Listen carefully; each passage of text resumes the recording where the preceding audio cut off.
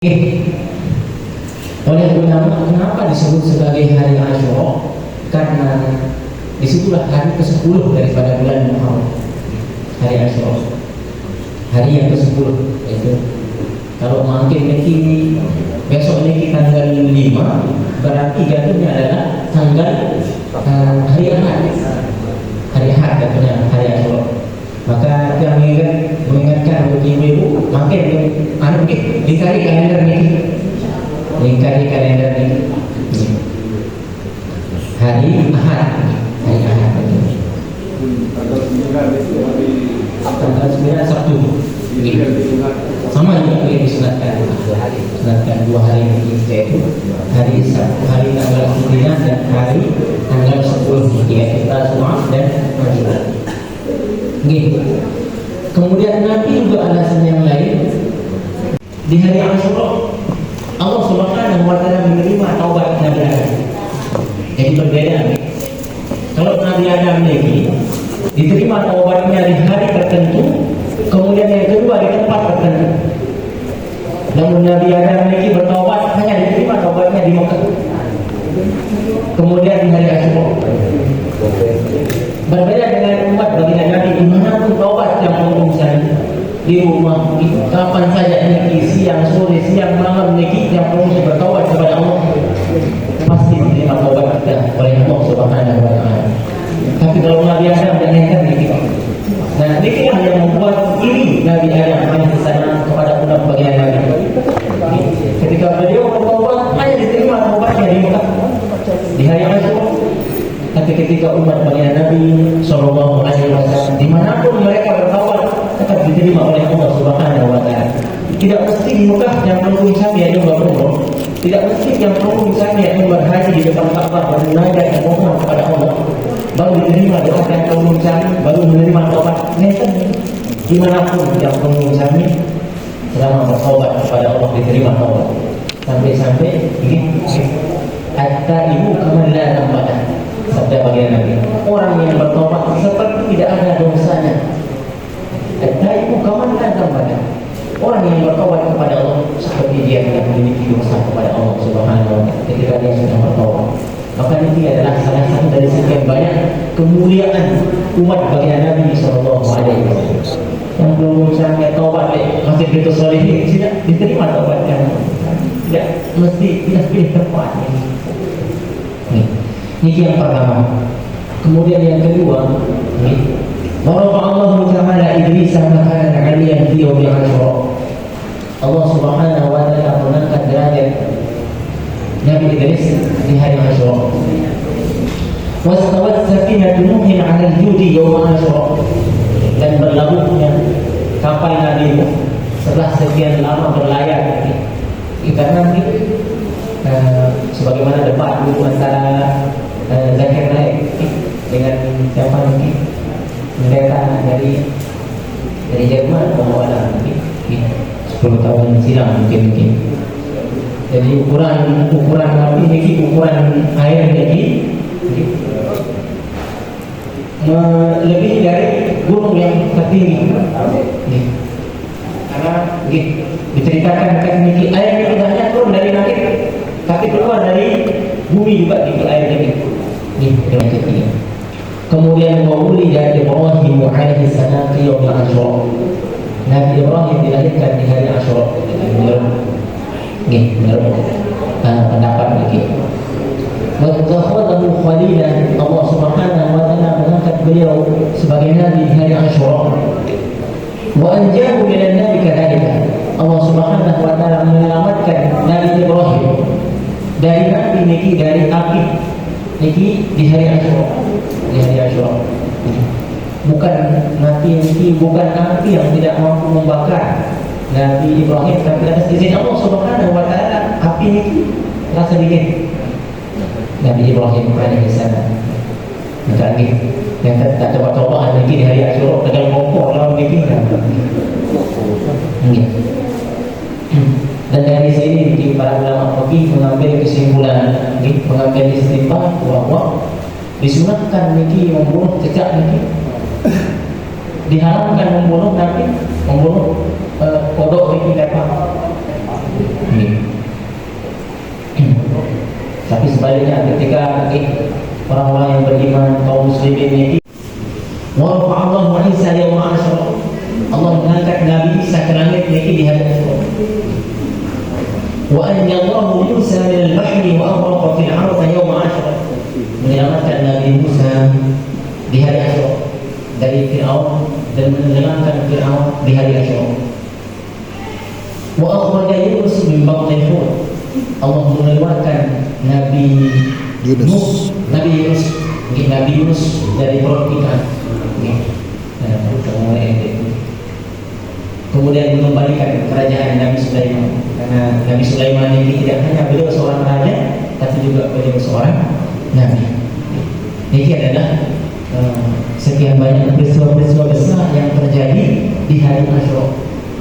Dianjurkan untuk atau disunahkan untuk melakukan perkara-perkara yang disebutkan.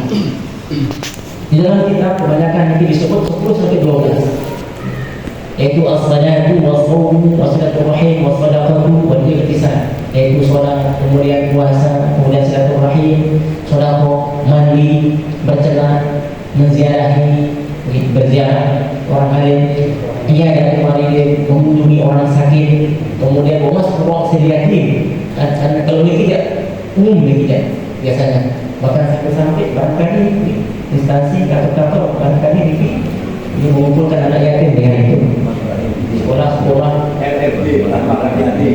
Oh, seperti saya mana mungkin RT. Kemudian bertausiah ada dia berbagi kepada keluarga. Nah, ini ibu yang tadi di sini jangan bawa dia sini. Ini makin dikari kereta ini tanggal 10 ini. Artinya Nabi suami niki, kepala keluarga niki disunahkan untuk Nabi. Nanti dia uang belanja niki bawa tapi sejuta sebulan. Nah, niki dia sunat niki sunatkan di hari Asyura ini. Daguknya kan dalam niki dari tanduk ibu niki selalu kayu mata beliau, beliau emas, beliau niki dan satu lagi orang COD. Kemudian buatan tadi berarti memotong buku, waktu itu sudah ikhlas, membaca surat ikhlas.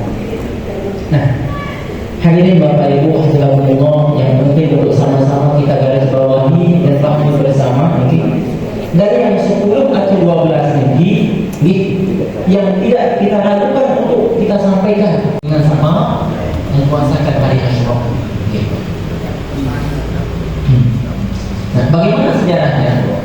Jadi sejarahnya niki adalah sebetulnya kalau kita berbicara tentang warisan juga warisan dari mana kaum Yahudi.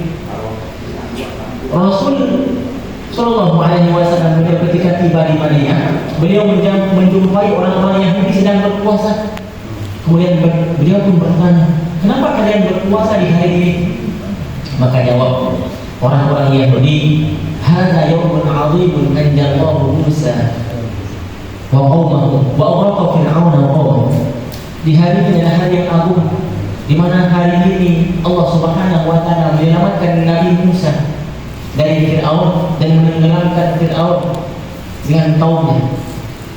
Fasabahu Musa syukran, maka Nabi Musa bersama kaumnya pun mempuasakan hari ini karena sebagai bentuk rasa syukurnya kepada Allah Subhanahu wa taala.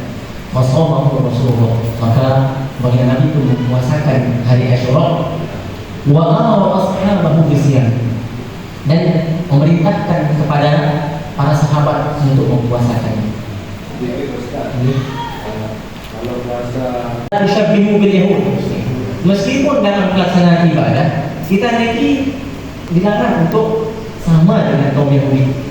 Maka ia untuk kesuruh niki puasa tanggal siwak niki, karena kalau Yahudi dia 10 bulan puasa, yang kita belum sekali siwaknya. Nah, okey, untuk sama-sama kita ketahui bahwa di tanggal 9 niki Nabi tidak sempat puasa. Jadi Nabi ini nyata puasa tanggal 9. Nah, bukan berarti yang belum sampai dia nanti gawat si Nabi mungkin tak semua kita. Jadi niki dari Inilah yang disebut sebagai sunnah hamiyah, sunnah yang dicita-citakan oleh baginda Nabi. Kemudian ini karena dalam hadis beliau inbaqi itu sangat termuat la kalau umurku sampai di tahun yang akan datang, sungguh saya akan mempuasakan tanggal 9. Jadi ini adalah hadis yang disampaikan oleh Nabi. Seandainya umurku masih di tahun yang akan datang, maka saya akan mempuasakan tanggal 9. Tapi tidak sampai umur baginda Nabi, beliau meninggal, gitu. Maka siapa yang akan mempuasakan yang belum puasa sebagai umat Nabi? Ya mudah-mudahan tanggal 9, tanggal 10. Ada yang saya kasih makhluk ada ini. Sunnah ada makhluk ini. Ada puasa di luar doa kalau gitu kan. Ini mudah-mudahan ada saya.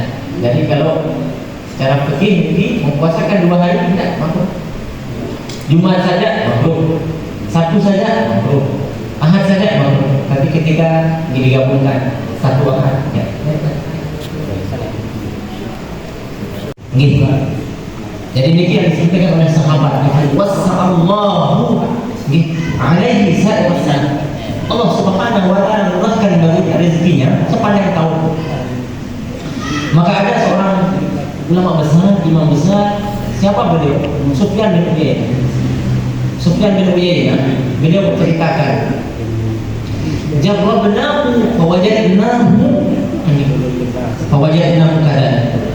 Berapa ini komisi atau setinya sana? Ketika saya menjumpai hadis ini, maka saya pun mencoba mengamalkannya. Ini bahasa seorang ulama besar nama Imam Sufyan bin Uyainah. Saya mencobanya selama 60 tahun lamanya. Jadi setiap hari Asyura selalu lebih tanbih sebidian. Okay? Sepanjang itu Allah Subhanahu wa taala memberikan kekuatan rezeki yang lebih. Jadi berapa tahun dia coba Sufyan bin Uyainah ini? 60 tahun. 60 tahun dia coba hadis ini, amalkan hadis ini. Selama 60 tahun. Ini. Dan ini disebut oleh ulama dengan mujarrah dari pihak pelengkap mujarrah ini maknanya terbukti maknanya